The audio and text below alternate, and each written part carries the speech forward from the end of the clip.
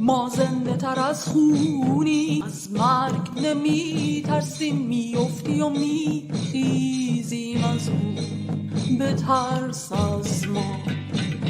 تا دست هم داریم در رزم که میاییم، تو مار تو در پیچیم مزدیم، به ترس از ما. زن زندگی آزادی، آشجاری و آبادی، می جنگی و می جنگیم من به ترس از ما.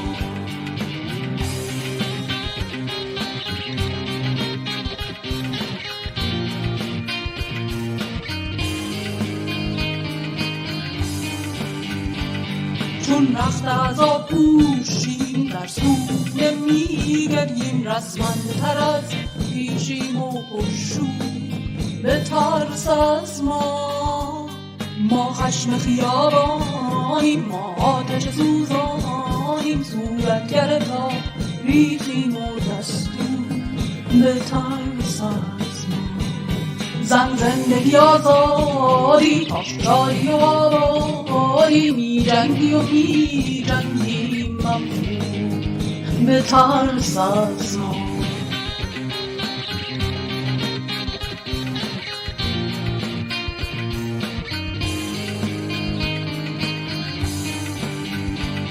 با شید نمی گندیم، با شاه نمی بوسیم، ما رهبر میدانیم و پرزور به ترس از ما. ما خشم خیابانیم، ما آتش سوزانیم، صورتگر تا ریخیم و دستور به ترس از ما. زن زندگی آزادی، آشجاری و آبادی، می جنگی و می جنگیم من به ترس از ما.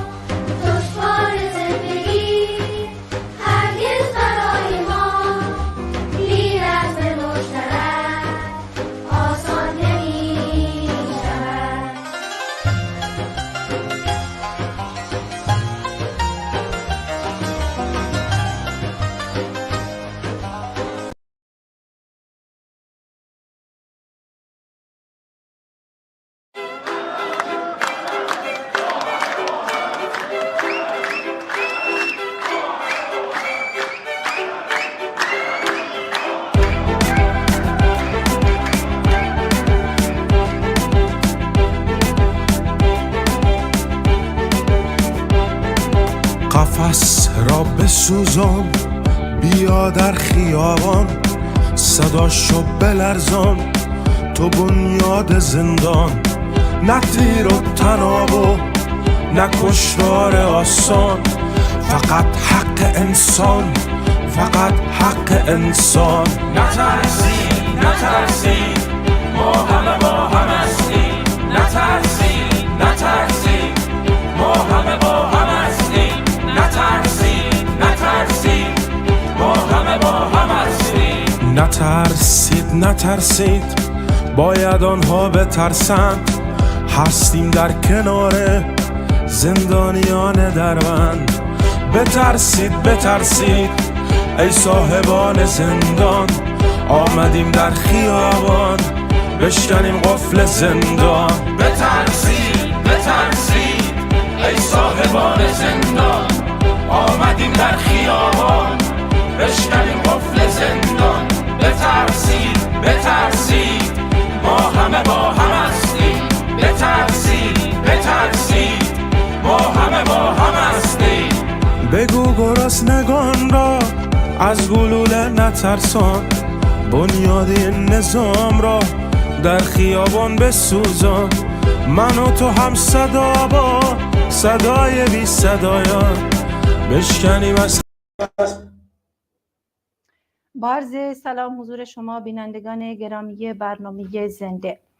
عزیزان، جامعه ایران ترکیبی از تعرض، مقاومت و ایستادگی زنان، دختران، جوانان و دیگر محرومان علیه حاکمان است. پایانی در طرز عمل خشونتبار حکومتداران و دولتمداران نسبت به پایه‌ای ترین حق و حقوق مردم نیست. در ایران لباس دل بخواه جرم محسوب میشه. نوع و شکل پوشش مجازات داره و درخواست به دستمزد نداده شده عاقبت شومی داره. انتخابات بعضاً دروس تحصیلی اختیاری نیست و خلاصه هر آنچه که با معیار و با قوانین نوشته شده حاکمان همتراز نیست برابر با توهین و تحقیر، سرکوب و از دست دادن هستی است. مهسا امینی هم بازتاب همان سیاستی است که روزانه سردمداران رژیم در طول حکمرانیشان در حق میلیون‌ها زن و دختر، جوان و دیگر قربانیان نظام امپریالیستی روا داشتند. در نتیجه تعرض به جان مهسا امینی از جمله تک نمونه نبوده و نیست و صدها زن و دختر تا به حال اسیر و قربانی سیاست‌های کتمان، انکار و دهشتناک عناصری شدند تا لگام طبقه سرمایه‌داری وابسته را محفوظ نگه دارند.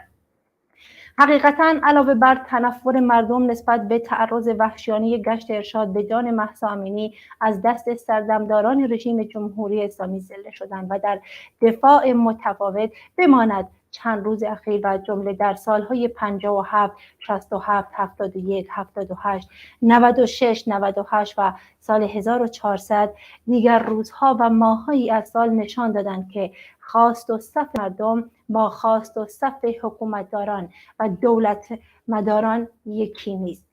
برای گفتگوی بیشتر در خصوص اعتراضات اخیر در شهرهای مختلف ایران در خدمت چند مهمان عزیز هستم. ابتدا دعوت میکنم از خانم ژیلا مستاجر از اعضای مدیریت سازمان حقوق بشری هنگاو. رفیق ژیلا، خیلی خوش اومدید. ممنون از اینکه دعوت منو پذیرفتید. با سلام و درود، وقتتون بخیر. ممنون. رفیق ژیلا، در مورد آخرین آمار بازداشت شده ها و کشته شده ها چه سخنی دارید، چه ارزیابی دارید؟ آخرین آمار از این کشته ها و بازداشته های اعتراضات اخیر چیه؟ میتونید بیشتر توضیح بدید؟ بله حتما.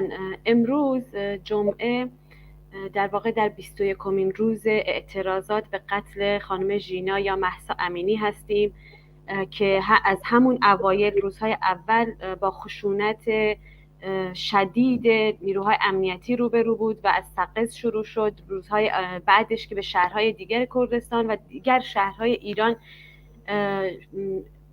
سرایت پیدا کرد. معترضان مطالبات واقعا مدنی داشتن و درخواست داشتن که از خانواده امینی حمایت بکنن، از مطالبات خانواده امینی حمایت بکنن. اون هم روشن شدن پرونده قتل خانم امینی بود که متاسفانه با خشونت شدید نیروهای امنیتی در تمامی کردستان و در تمامی ایران همراه شد. متاسفانه طبق اخبار و ارزیابی ها و راستی آزمایی هایی که ما به عنوان یک سازمان حقوق بشری هنگاو تا الان انجام دادیم و اینو هم تأکید بکنم که زوم سازمان ما فقط کردستان هست، البته 4 استان ارومیه، ایلام، کرمانشاه و کردستان هست که طبق توانایی ها و روابطی که با داخل کردستان داریم توانستیم تا الان هویت 26 نفر از کشته شدگان رو احراز بکنیم. از این 26 نفر یک نفر زن بودن که در کرمانشاه متاسفانه با گلوله‌های مستقیم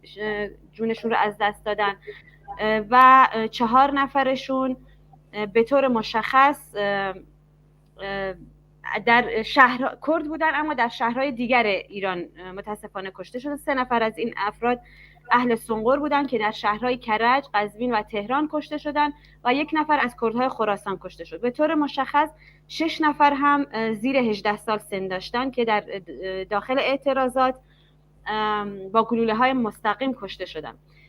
متاسفانه طی روزهای گذشته هم چندین تن از مجروحین به علت شدت جراحاتشون، یکیشون آقای نیما شفیق دوست بود که در ارومیه در روستای بالو مورد تیراندازی قرار گرفته بودن، جونشون رو از دست دادن و یکی دیگه هم از کشته شدگان که مجروح بود متاسفانه جونشون رو از دست دادن آقای برگینیا بودن که در پیرانشهر مجروح شده بودن.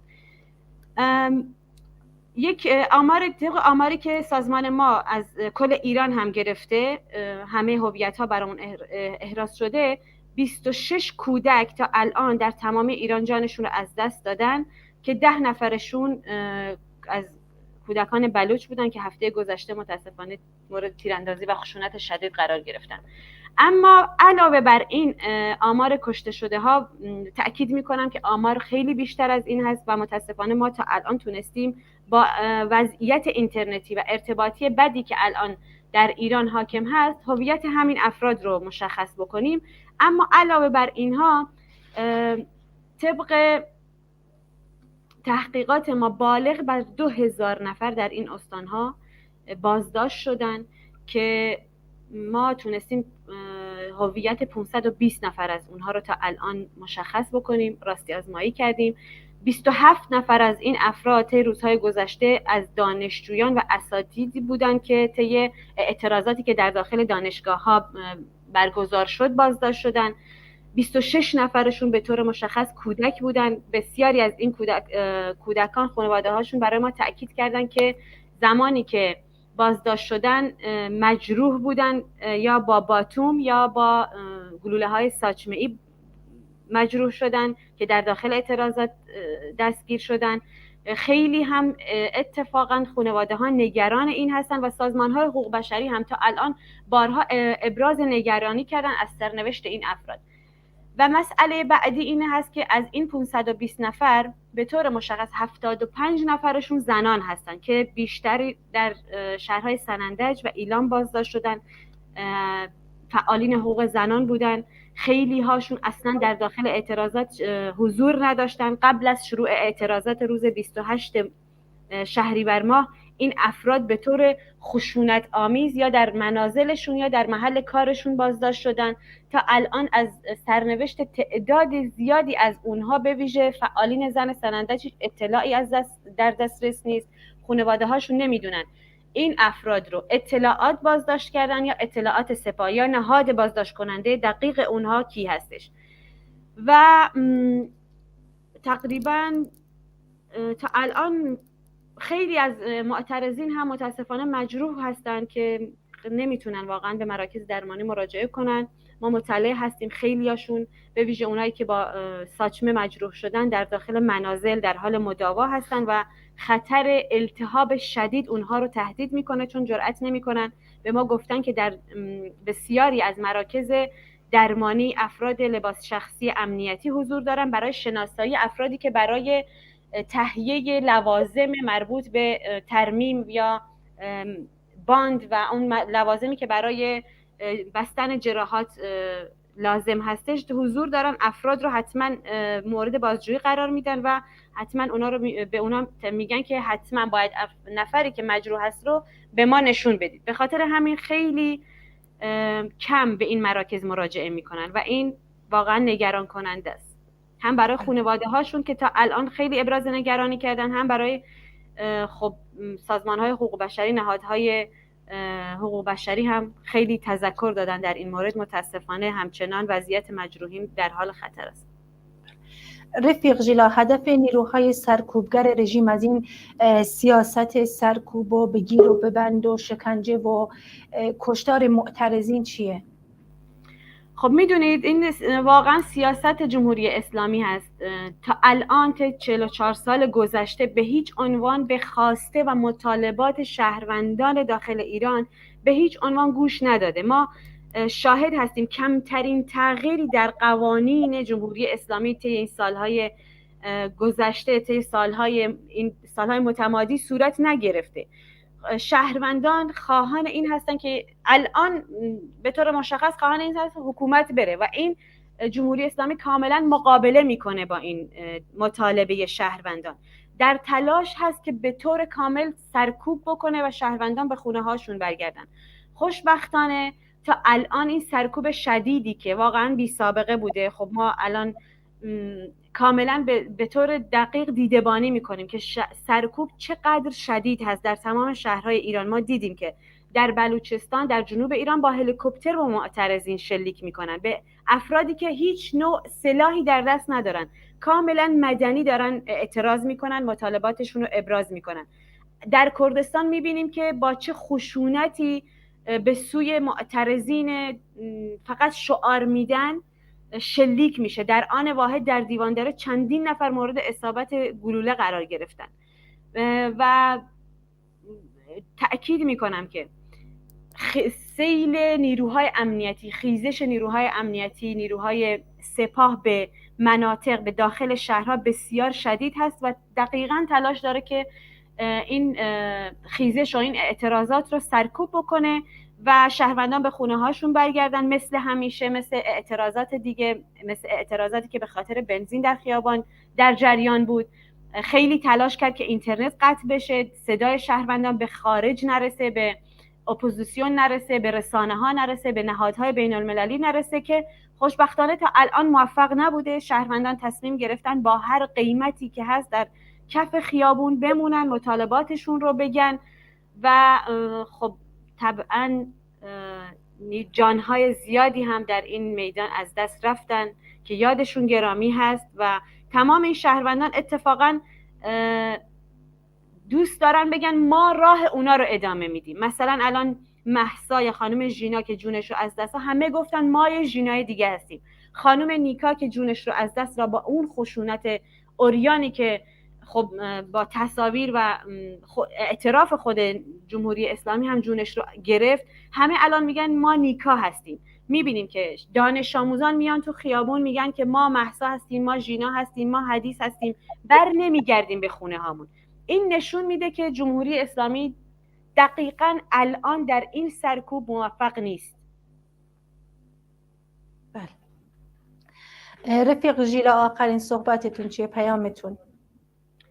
خب میدونید واقعا من در موقعیت و حدی نیستم که پیامی داشته باشم، به ویژه اگه مثلا دوستان در داخل ایران صدای منو بشنون. اما به هر حال من تأکید میکنم از همون روز اولی که پیکر خانم ژینا به سقز برگشت، ما همراه اونا بودیم، همراه مردم بودیم، تا الان همراهشون هستیم، حمایت میکنیم از تمام خواسته هاشون. مطمئنم تمام افرادی هم که در خارج از مرزهای ایران میبینن که اونها با چه فداکاری در تلاشن که نتیجه این اعتراضاتشون رو ببینن، دقیقاً مثل ما فکر میکنن، حمایت میکنن. هر مطالبه‌ای که اونا داشته باشن مطالبه ما هست و هر کاری از دستمون بر بیاد برای به نتیجه رساندن این اعتراضات حتما انجام میدیم. اما مردم باید بدونن که ما هم از جنس اونا هستیم، این مطالبات اونا مطالبات ما هم هست، درخواسته اونا درخواسته ما هم هست. به هر حال از هر راهی که بتونیم اعتراضات در اروپا، آمریکا، حمایت اینترنتی، حمایت خبری، حمایت هر جور حمایتی که اونا بخوان ما هستیم، هممون هستیم. واقعا این یک اتحاده. بله، ممنون از شما رفیق ژیلا مستاجر. دعوتتون خواهش میکنم. با تشکر از رفیق ژیلا مستاجر، از اعضای مدیریت سازمان حقوق بشر هنگام. در ادامه میرم سراغ رفیق علی آزاد. رفیق علی، خیلی خوش اومدی، ممنون از اینکه دعوت منو پذیرفتید. ممنون، من هم از شما متشکرم که منو دعوت کردید به برنامه‌تون. رفیق علی، صحبت‌های رفیق ژیلا رو فکر کنم شنیدید. به نظر شما برای در هم شکستن این سیاست جنایتکارانه و برای هرچه توده‌ای تر شدن مبارزات مردمی چه باید کرد؟ من خب طبیعتاً همه صحبت‌های رفیق گوش نکردم، یعنی دیر رسیدم. در مورد سیاست‌های جنایتکارانه صحبت کرد، در مورد آمار کشته شده ها و بازداشت‌های گسترده. منم سوالم اینه که برای شکستن این سیاست بگیر و ببند، شکنجه و بازداشت معترضین و برای هرچه توده‌ای کردن این مبارزات ما چه وظیفه‌ای داریم، به خصوص نیروهای چپ، و چه کاری میتونیم انجام بدیم؟ بله، به نظر من خب این اساسی ترین سوالی هست که الان پیش روی جنبش هست، مشغله ذهنی همه هست، ولی خب این یک جنبش سراسری هست، مضاف بر این که یک بخشی از این جنبش سراسری در خارج از کشور هست. من در داخل فقط اخبارهای ناگوار رو میبینم و صحنه‌های پرشوری رو که مردم، جوانان، زنان، دختران علیه جمهوری اسلامی به پا خواستن رو میبینم. ولی خب طبیعی است که دور نیستیم از اون شرایط، به خاطر اینکه هر روز خبرهای ناگوار رو گوش کردیم، هر روز با مردم بودیم، هر روز اگر که به قول معروف جسممون در خارج از کشور بود، روحمون، زندگیمون، امید و آرزومون در داخل ایران بود و سالهای سال هست که خبرها رو دنبال میکنیم. هر شور و شوقی که در مردم به وجود بیاد در ما هم هست. ولی طبیعتاً سیاست سرکوب و شکنجه و به اصطلاح بگیر و ببند سیاست‌های جدیدی نیست، سیاستیه که 40 ساله که جمهوری اسلامی پیش گرفته، منتها با این تفاوت که این بار یک مردمی که متحد و به اصطلاح یک پارچه دارن میشن و با هدف مشخصی دارن میان.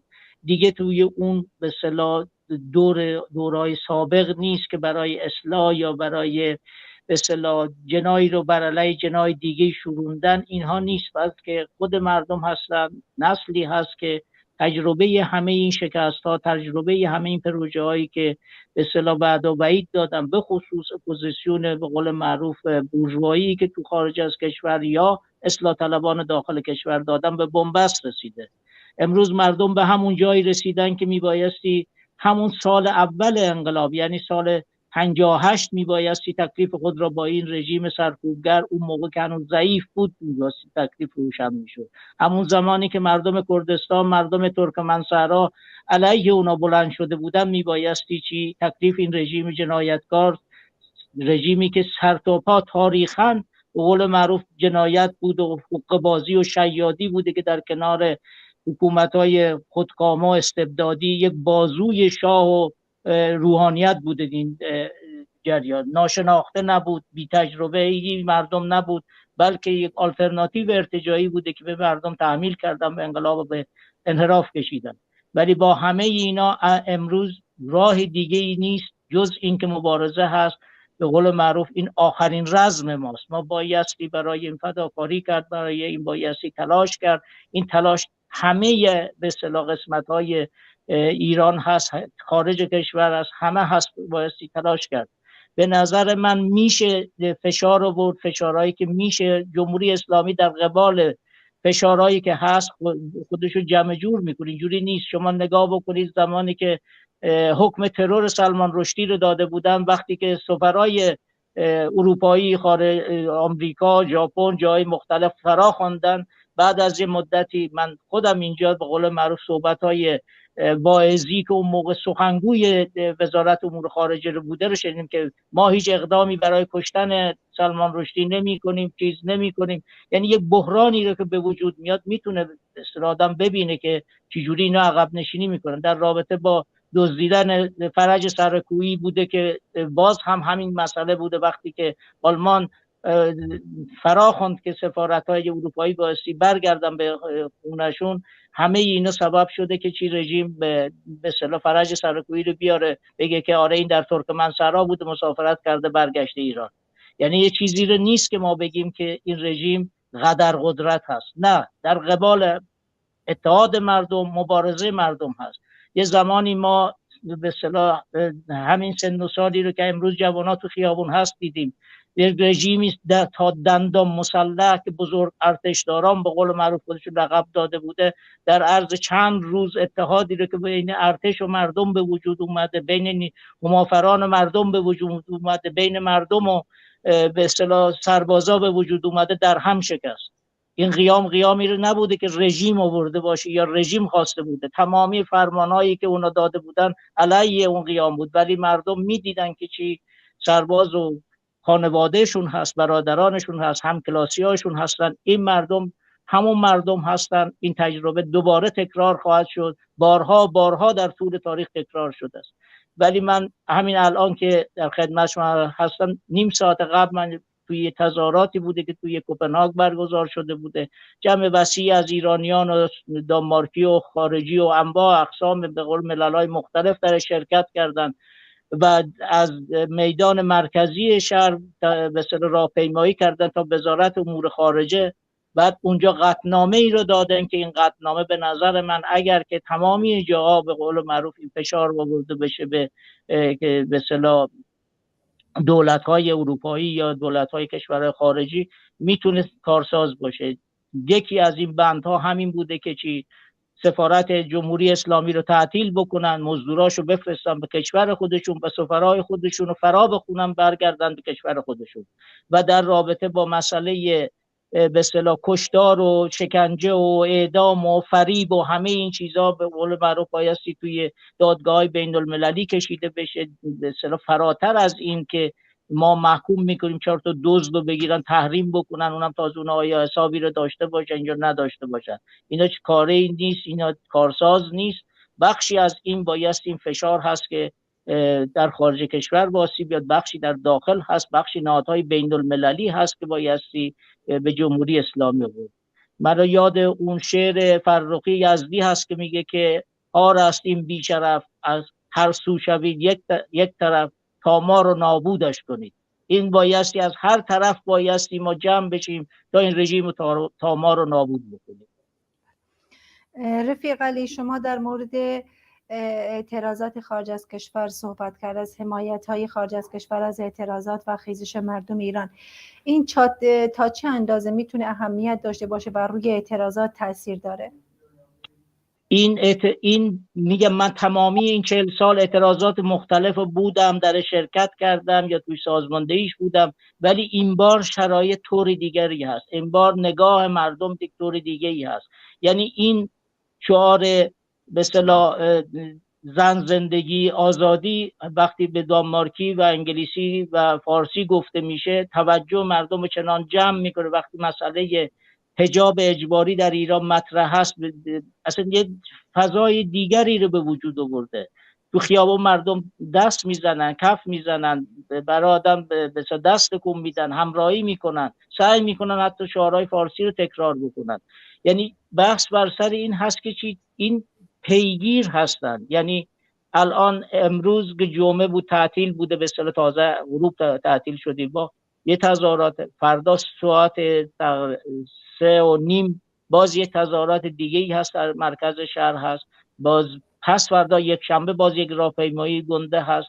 یعنی در خارج کشور هم مثلا ما بی‌نظیر بوده، ما هرگز ندیدیم این همه جمعیت. شاید گاهی وقتا 5-6 هزار نفر توی میدان شهر جمع میشن از ایرانی‌ها، دانمارکی‌ها غیره، ولی تازه دانمارک در قبال فرانسه، در قبال سوئد، در آلمان و جایدی اساساً به قول معروف وزنه‌ای نیست. وقتی تظاهرات‌های اونجا رو می‌بینیم، جمعیت وسیعی که میان، سیاستمدارانی که میان، یعنی به واقع همون پا به پای داخل کشور خارج کشور هم هست و این پا به پای تعرضات و اعتصابات و چیز به اصطلاح توی خارج کشور هم تاثیر داره. اگر که این پا فراتر بره، جمهوری اسلامی و مزدورانش 1 ساعت نمیتونن که از خونهشون بیان بیرون یا همینجوری زندگی بکنن، آسوده و خاطر برن و بیان و اینجا به اصطلاح به عنوان کاردار رو نمیدونم چی و چی به اصطلاح به کار امور زندگی خودشون برسن. در نتیجه امنیت اونها هم در قبال این جنبش به اصطلاح تحت خطر هست. همه اینها شرایطی رو به وجود میاره که جمهوری اسلامی از درون و بیرون بپاشه.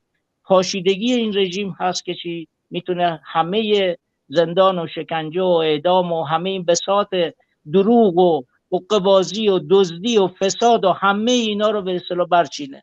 این امری هست که شروع شده و راهی جز عقب نشینی درش نیست. این نبرد آخر هست که بایستی تا آخر ادامه داد. رفیق علی، وجه تمایز این اعتراضات با اعتراضات سالهای گذشته 98 تا 98 چی میتونه باشه؟ ببینید اون موقع اعتراض جنبه های مختلفی رو داشت. مردم اصطلاح ما اگر نگاه بکنیم دورات قبل، مثلا یک دوره بحث بر سر این بوده که این رژیم میتونه استحاله بشه، این رژیم بایستی از این حالت نامتعارف برگرده، جفتک پرانیشو بذاره کنار و یک رژیم نرمالی بشه. اونم نه برای مردم بلکه برای اروپا، برای به اصطلاح کشورهایی که توی ایران سهمی را دارن سرمایه گذاری کردن یا میخوان سرمایه گذاری بکنن. خب اون چندان به طبع مردم نبود، به نفع مردم نبود و مردم توهماتی رو نسبت به این داشتن که برخی از احزاب اپوزیسیون، به اصطلاح اپوزیسیون هم نمیشد گفت، در واقع کسانی بودن که یه انتقادات آبکی به رژیم داشت، از حزب توده، اکثریت، سلطنت، چه میدونم، همه اینا دنبال استحاله شدن رژیم بود. دور بعد خب دوره بوده اصلاحات بوده، مردم میخواست سرنگونی نبوده، قصد این بوده که یک جناح حاکم بشه، خلاصه یه 2 میلیمتر روسری اون طرفتر بره، یه خورده بگیر و ببند کمتر بشه، یه چند تا روزنامه به اصطلاح معمولی بیرون بیاد، خود نویسنده سانسور خودشو بکنه، دیگه نبرن ممیزی، دیگه نبرن شکنجه بکنه، دیگه دستگیر نشه. حتی همینم رژیم به بنبست رسونده، یعنی جایی نبوده که این بیاد. الان چیزی رو نمونده، فقر و فساد و فحشا و همه اینا در یک رژیم متمرکز شده، متبلور شده و مثل یک آتشفشانی که چی خشم مردم رو سرازیر کرده و به کوچه ها اومده. این درسته که مسئله اساسی این جنبش زنان بوده و ستون فقرات این جنبش بوده و این باعث افتخار هست، ولی مسائل فقط در حد یک مسئله زنان نیست، بلکه در همون زندگی هست که چی بخش دومش هست که اون هم بخشی از مطالبات عمومی هست که مردم برای اون واقعا به بنبست رسیدن، هیچ چیز دیگه ای رو ندارن از دست بدن، جانشون رو گذاشتن کف دستشون. کارگر رو در این اعتراضات چطور میبینید؟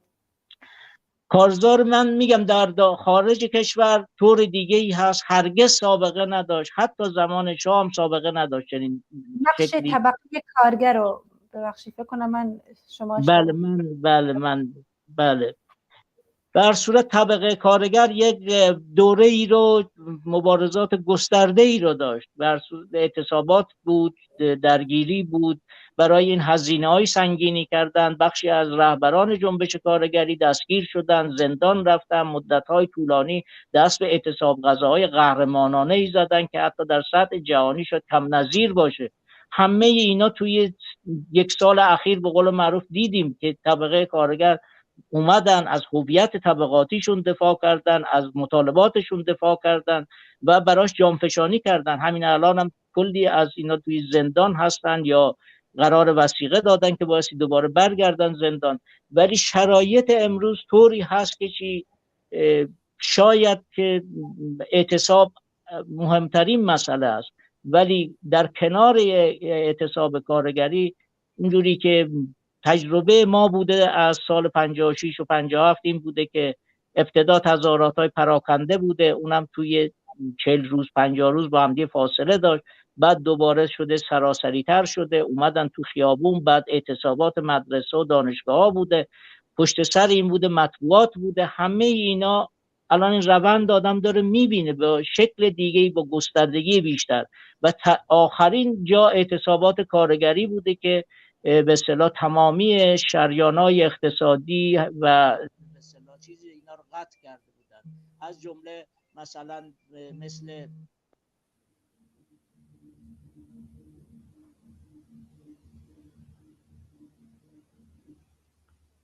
ولی متاسفانه فکر کنم ارتباطمون با رفیق علی قطع شد. تا ببخشید من تلفن من مثل اشکال به بله این به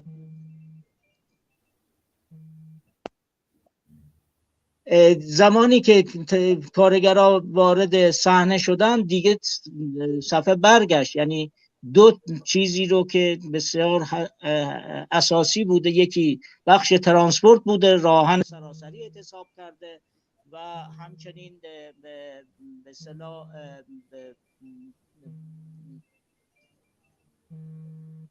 متاسفانه این تلفن من صداش خب اگه اجازه بدی یک کلیپ ببینیم، شما هم تلفنتون رو جواب بدید، دوباره برمیگردیم به استودیو.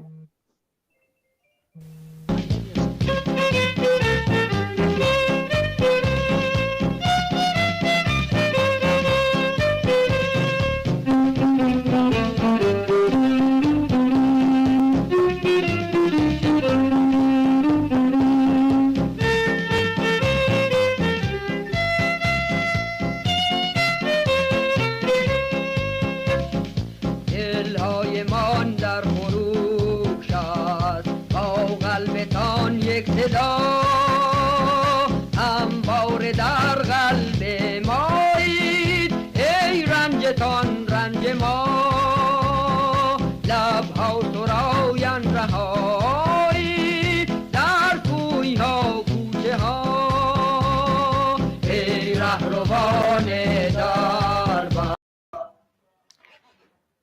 رفیق علی، ببخشید که من تلفن من همه دارن زنگ میزنن برای تظاهرات فردا، بر صورت به خورده چیزا قاطی شده. بله ببخشید. نه خواهش میکنم، بفرمایید ادامه صحبتتون. بله به هر صورت یه چیزی رو بوده که با اعتصاب راهن سراسری و به اضافه شرکت نفت ملی که خب اون موقع در برگیرنده همه بخشای بوده، بخشای کارمندی، بخشای به اصطلاح تولید، پالایشگاه، همه اینا رو در بر میگرفت. خب اینا همه با هم دیگه تونستن یه سری شارگاه اقتصادی رو قطع بکنن و به بخشای دیگری به اصطلاح نیروی کار، کارگران از ایران ناسیونال، چه میدونم تولید خودرو تا کارگران شهرداری و همه این بخش به اصطلاح به این صف پیوستن. بایستی خوشبین بود، بایستی امیدوار بود و این روندی هست که شروع شد. آدم انتظار اینو نداره که امروز همه کارگرها دست از کار بکشن. روندی هست که بایستی مسیر تکامل خودش رو طی بکنه.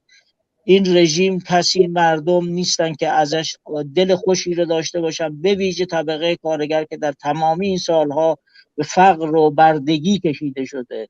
حقوق کار کردن، حقوق نگرفتن، رفتن تلاش کردن، تولید کردن، دیگران خوردن، رفتن برای به اصطلاح حقوقشون رو طلب کردن، به زندان چیز محکوم شدن. بعضی از این عزیزان در زندان کشته شدن. یعنی چیزی رو ندارن طبقه کارگر که از دست بده. ولی هر گام این گامی هست که بایستی بر مسیر یک تحولات جدی قرار میگیره و این شارگ اقتصادی و گلوگاه جمهوری اسلامی در دست کارگران هست. امیدواریم که کارمندان، معلمان، همه اینا دست هم بدن و با یک اعتصاب سراسری بتونن از قتل و کشتار و جنایت به اصطلاح جلوگیری بکنن، با هزینه کمتری این رژیم سرنگون بکنن و بر بستر ویرانه اون جهان آزادی رو درست بکنن که حقوق و به اصطلاح پایه‌ای خودشون رو به دست بیارن و همراه مردم بتونن تشکل داشته باشن، از حقشون دفاع بکنن، بتونن احزاب خودشون رو داشته باشن و مثل همه جایی که یک به اصطلاح حق و حقوق اونا به رسمیت شناخته بتونن تلاش بکنن و گام‌های بعدی رو بردارن برای به اصطلاح محو استثمار و نابودی و برای برابری واقعی. این روندی که بر صورت تجربه ما از اون دوره هست که من فکر میکنم که به نوعی داره تکرار میشه، با سرعت بیشتر و با جدیت بیشتر و با فداکاری و به اصطلاح امکانات بسیار بیشتر. یعنی اون زمان این همه امکانات نبود، امروز امکانات وسیعی هست. من در اینجا توی دانمارک نشستم، شما در جای دیگه، مردم در سراسر جهان میتونن این صحبت رو بشنویم، با هم صحبت بکنیم. همینجور فیلم، تمامی به اصطلاح اسنادی که رو میشه همه در عرض بسیار وقت به اصطلاح کوتاهی همه میتونن بهش دسترسی پیدا. این امکان بزرگی هست. ولی با همه اینها بله، جمهوری اسلامی رژیمی هست که نه با سلام و صلوات، نه با به اصطلاح خوشبینی این که بشه با به اصطلاح رفرم یا فرض بر اینکه اروپا و کشورهای دیگه فشار بیارن بخشی از مطالبات رو بپذیره. این رژیمی هست که میبایستی همون اولین روزی که به قدرت رسید میبایستی به زیر کشیده میشد. ممنون از شما رفیق آزاد برای اینکه وقت گذاشتید و دعوت منو پذیرفتید. ممنونم منم از شما. امیدوارم که خبرهای خوب و به اصطلاح شادی بخشی رو از سر و پای به قول معروف مردم، وجود مردم به شادی بیاره و طنین پیروزی مردم رو بشنویم از تلویزیون شما. زنده باشید. ممنون. بله عزیزان، در این قسمت از برنامه در خدمت رفیق پروانه پگاه هستیم. رفیق پروانه خیلی خوش اومدید. ممنون از اینکه دعوت منو پذیرفتید. خیلی متشکرم. منم درود میفرستم خدمت شما و بینندگانت. رفیق پروانه، نقش زنان در اعتراضات واقعا برجسته بود و میتونیم بگیم که به طور واقعی زنان پیشرو این اعتراضات و این خیزش بودن. خیلی ها میگن که این اعتراضات در اعتراض به حجاب اجباری بود. واقعا آیا این اعتراضات به حجاب اجباری برمیگرده، به مسئله حجاب برمیگرده؟ ببینید، به نظر میرسه که این گونه آغاز شد. منتها حجاب اجباری که من راستش بخوای زیاد با این لغت توافق ندارم، ولی سالیان ساله که زنان در مقابل وجود این تکه پارچه‌ای که روی سرشون باید بندازن و خودشون رو بپوشونن، این پوشش، مقاومت کردن، اعتراض کردن، مدل های مختلف درست کردن، همه کار رو باهاش کردن. اما این بار این درگیری یک عمق دیگه ای از خود نشون داد.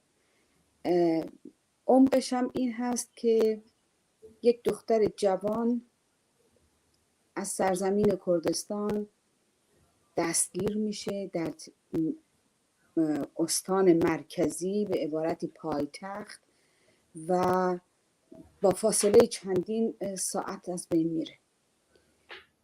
این به نظر میرسه اون آخرین قطره فشار و یا ستمی است که به مردم در این زمان وارد شد.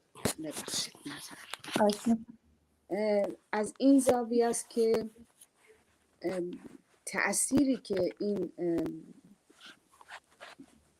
قتل مهسای عزیز تأثیری رو که روی اعتراضات گذاشت، این باعث شد که اون قطره آخر جلوی ستم باشه. خب اینجوری آغاز شد. الان همونطور که ژیلای عزیز گفت 21 روز هست که به پیش رفته. بچه ها خودشون، شرکت کنندگان در تظاهرات ها، در اعتراضات، در مقاومت ها مرتب میگن که تصور نکنید که این یک شورشه، این انقلابه. تصور نکنید که ما بر میگردیم، ما میمانیم تا پیروز بشیم. یعنی ببینید یک بعد دیگری این اعتراضات پیدا کرد. نقش زنان رو ما در سرکوب ها و آمارهایی که از کشته شدگان دریافت میکنیم میتونیم خیلی خوب به دست بیاریم. ژیلا توضیح داد که از بازداشت شده ها چند زن هستن. یعنی زنان انقدر در صحنه حاضر هستن که یه عده‌شون دستگیر شدن، یه عده‌شون کشته شدن و خیلی هاشون هم ما هنوز اصلا اطلاعاتی نداریم یا هویتاشون نامشخصه. این بار نسل جوان زنان ایران، من بی نهایت متاسفم که چندین دختر خانوم جوان جز کشته شدگان، آن هم به شکل بسیار فجیع که البته برای رژیم جمهوری اسلامی بی سابقه نیست، مثل کراواتش میمونه. خشونت در تمام این سالهای بیش از 40 سال این خشونت رو به انواع و اقسام مختلف نشون داده. چه اون زمان که دست جمعی اعدام کردن دستگیر شدگان رو در زندان با یک سوال بسیار ساده، و چه اون کشتارهایی که در استانهای مختلف انجام دادن. نقش زنان ما باید این رو توجه بکنیم. ما همش نمیتونیم بگیم که برید توی خیابون، برید همینطور تو خیابون. ما باید به این فکر بکنیم که عزیزانی که در خیابان ها هستن باید به اقداماتی مسلح بشن که کمتر خسارت بهمون وارد شه. این اقدامات رو من از این راه دور نمیتونم بگم، ولی هست، وبسایت هایی هست، افرادی هستن که میتونن توضیح بدن که چگونه ما میتونیم از خودمون حراست کنیم، مراقبت کنیم. مثلا به نظرم نباید این جوانانی که تو خیابون هستن دست جمعی حرکت کنن. این یکی از علائم. به نظر شما از اعتراضاتی صحبت کردید که کمترین هزینه و کمترین خسارت داره. به نظر شما یکی از این اعتراضات، یک نمونه از این نمیتونه اعتصابات عمومی باشه، به خصوص اگر کارگران پتروشیمی و نفت و فولاد به این اعتصاب بپیوندن؟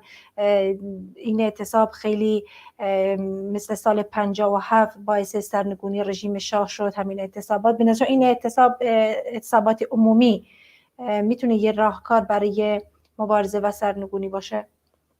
قطعا اینجوری هست، ولی ببینید عزیزم، ما همینطوری نمیتونیم یه چیزهایی رو توی جامعه پرت بکنیم و موجب خطر بشه. این شورش و این انقلاب و این گام‌های اولی که گذاشته شده رو باید با هوشیاری به پیش برد. اعتصابات عمومی بسیار بجاست، اما باید دقیق تحلیل بشه و بعد فرمانش صادر بشه و یا به این نتیجه برسن. چرا فکر میکنید که تا کنون کارگران از بخش‌های مختلف مهم صنعتی مثل نفت، مثل پتروشیمی، مثل فولاد، مثل تراکتورسازی تبریز، چرا اینا تا به حال نیامدن؟ اینها همه دارن با همدیگه مشورت میکنن، فکر میکنن چگونه و کی وارد بشن. ببینید اینا همش تعیین کننده است. ما نمیتونیم این اعتراضاتی که الان داره تبدیل میشه به انقلاب رو قربانی یک سری خواسته هایی که الان توی این تلویزیون های خارج از کشور داد و فریاد میکنن. اینا بازی کردن با جان عزیزان ماست در ایران. ما باید بسیار با احتیاط پیشنهاداتی بکنیم که به ثمر برسه، نه اینکه فقط عزیزان ما رو از بین ببره. 2000 نفر تا حالا بازداشت شدن، بیگانه نیست، کم هم نیست. کلی از عزیزان از بین رفتن. استانهایی که از نظر سازمانیابی و سازماندهی ضعیف هستن، مثل استان جنوب ایران خوزستان، استان سیستان و بلوچستان در شرق، اینا از نظر سازماندهی استانهای ضعیفی هستن. در نتیجه رژیم شدید حمله میکنه که اصلا در نطفه خفه کنه. ما باید چه بکنیم؟ این عزیزان تو این استانها رو سازماندهی بکنیم، آماده بشن که بتونن در مقابل این هجوم‌ها مقاومت کنن. کردستان رو شدید بهش حمله میکنه چون میدونه کردستان استان قویه، از نظر سازماندهی، از نظر نیرویی که توش هست و از نظر اون اراده‌ای که سالیان سال با ضرب و شتم مواجه بوده.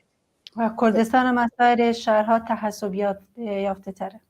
بله دقیقاً درسته. در نتیجه مثلا تهران چرا به تهران اینجور حمله میکنه؟ در مناطق مختلف این نشانه این هست که رژیم اصلا حالیش نیست که حالا مثلا الان من اینو بزنم نزنم. نگاه میکنه ببینه که کدام منطقه ضعیفه، حمله شدید میکنه و بعد بر از این حمله شدیدی که میکنه تأثیر روحی روانی روی اعتراض کنندگان و معترضین داره. پس ما باید نقاطی رو که قوی هستیم رو به جلو بفرستیم و اونهایی که یک کمی ضعیفتر هستن، استانهایی که ضعیفترن، شهرهای کوچیک، اینها رو یه مقدار عقب بدیم. نهادها و ارگانهای صنعتی، اونهایی که شاهرگهای اقتصادی دستشونه، اونها رو باید نگه داریم برای پروسه آخر. شما تصور کنید مثلا تمام صنایعی هستن که وارد ایران شدن از کشورهای مختلف. صنایع اتومبیل سازی مال فرانسه، صنایع اتومبیل سازی انگلستان، صنایع اتومبیل سازی یا ابزارسازی هایی که در جاهای دیگه اتفاق میفته. اینها اعتصاب باید بکنن، نه صنعت نفت، نه پتروشیمی. یعنی شما با این اعتصاب چی دست میگیرید؟ چی به دست میاریم؟ ما به کشورهای دیگه که در کشور ما تولید میکنن و همینطور میخورن و میبرن، به اینها نشان میدیم که اونجاست ما اعتصاب میکنیم. یعنی به منافع کشورهای امپریالیستی حمله باید کرد، اونجا رو باید اعتصاب کرد، اونجا رو باید در کارخونش رو بست. وقت اینجا ما من پرانتزی باز کنم، 57 ماه کسی رو نداشتیم در خارج از کشور که بتونه به ما اطلاعات درست در رابطه با منافع سرمایه‌داری در سطح جهان و رژیم شاه به ما بده.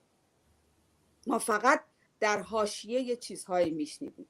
الان بسیاری از ماها در خارج از کشور زندگی میکنیم، بسیاری از ماها روزنامه ها رو میخونیم، تفسیرها رو میخونیم، نظریات احزاب در قدرت رو میبینیم، میشنویم. اینجا ما باید موظفیم، اینا که بچه‌ای که خارج از کشور هستن موظفن اینها رو همه رو تحلیل کنن که کجا ما میتونیم حمله بکنیم و بیشترین منافع رو بگیریم. بله. اینها نکات بسیار ظریفی هستن که ما در این ور میتونیم انجام بدیم، از همون بر میاد، میدونید. ولی الان اگر که این صنایعی که در ایران در واقع تولیدم نمیشه، اینا همه مونتاژ میشه تو ایران، چون کارگر در ایران ارزونه. این صنایع رو اول باید ببندیم. ببینید سرمایه‌داری جهانی از وجود جمهوری اسلامی نفع میبره. ممکن جمهوری اسلامی بگه مرگ بر این مرگ بر آن، ولی نفع میبره، سود میبره. ما باید به سود منافع سرمایه‌داری حمله کنیم.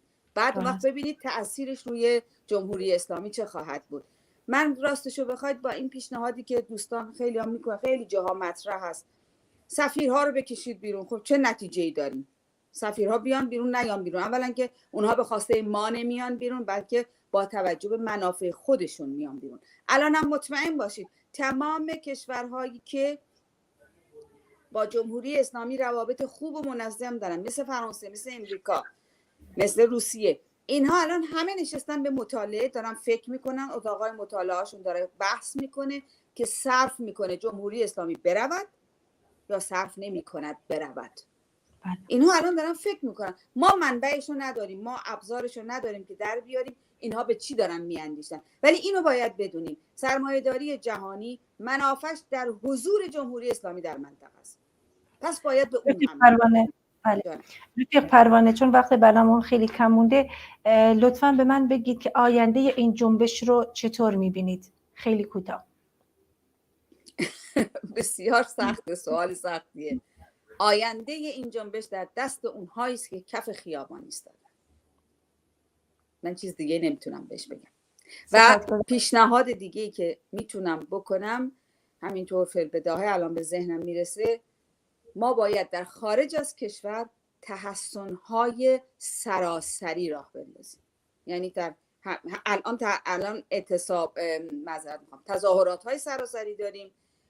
گام بعدی در خارج از کشور ایجاد تحسن‌های سراسری، یعنی در پاریس یه عده باید بشینن، در آلمان باید یه عده بشینن و همینطور شهرهای مرکزی باید ما تحسن ایجاد کنیم.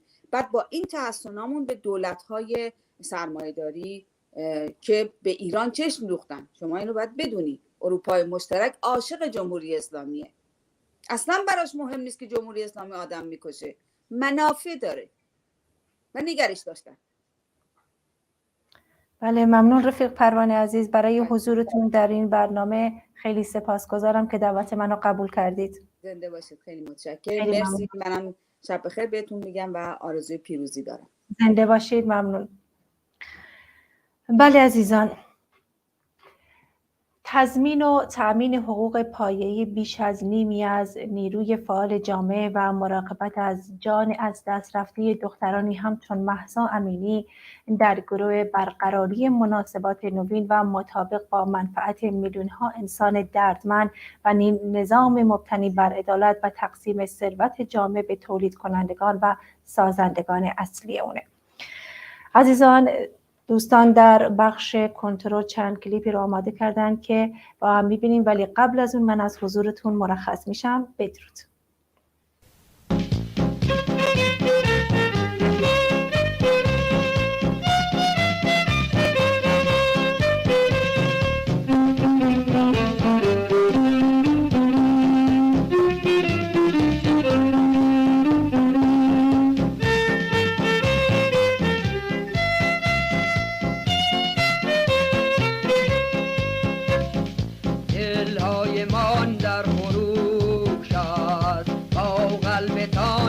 ابتدا همواره در قلب مایید ای رنجتان رنج ما لبها سراین رهایی در کوی ها کوچه ها ای رهروان دربند باد استوار از نسان در پشت میله های زندان زنجیر شکن گامتان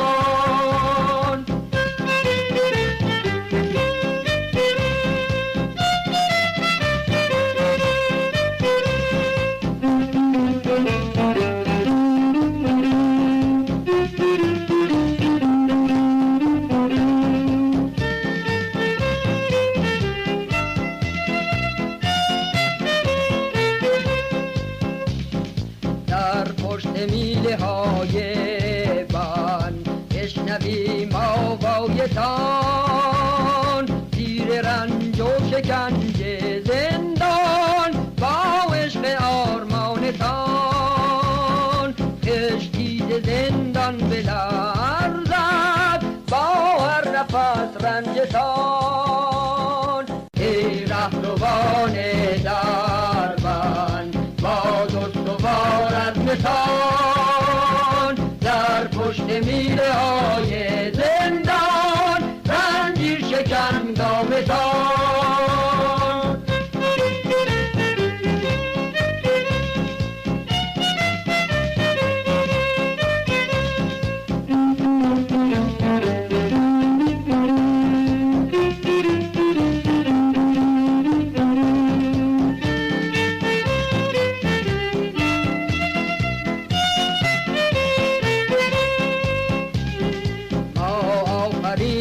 بندگانیم نبرده بندها ما ارمغان آورانیم شادی را آزادی را بازو به بازو برای آزادیتان هم صدا ای رهروان دربند باز استوار از مثال در پشت میله های زندان زنجیر شکن گامتان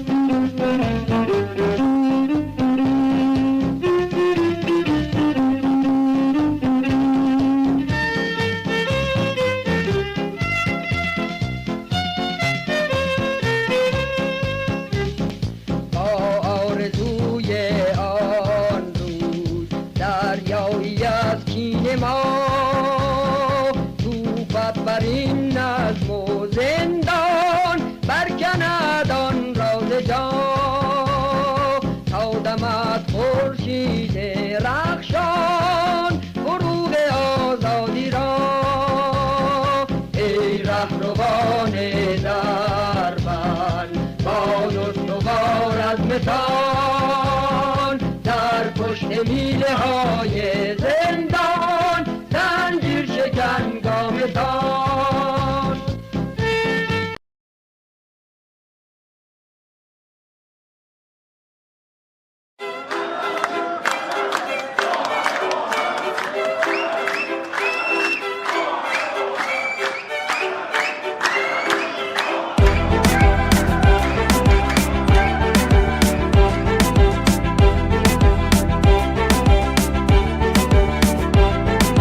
قفس را بسوزان بیا در خیابان صداشو بلرزان تو بنیاد زندان نه تیر و تناب نه کشتار آسان فقط حق انسان فقط حق انسان نترسید نترسید ما همه با هم هستیم نترسید نترسید ما همه با هم هستیم نترسید نترسید ما همه با هم هستیم نترسید نترسید باید آنها بترسند هستیم در کنار زندانیان دربند بترسید ای صاحبان زندان، آمدیم در خیابان بشکنیم قفل زندان. بترسید ای صاحبان زندان، آمدیم در خیابان بشکنیم قفل زندان. بترسید ما همه با هم هستیم. بترسید ما همه با هم هستیم. بگو گرسنگان را از گلوله نترسان، بنیاد این نظام را در خیابان بسوزان. من و تو هم صدا با صدای بی صدایان، بشکنیم از خیابان دروازه های زندان. دی اینترناسیونال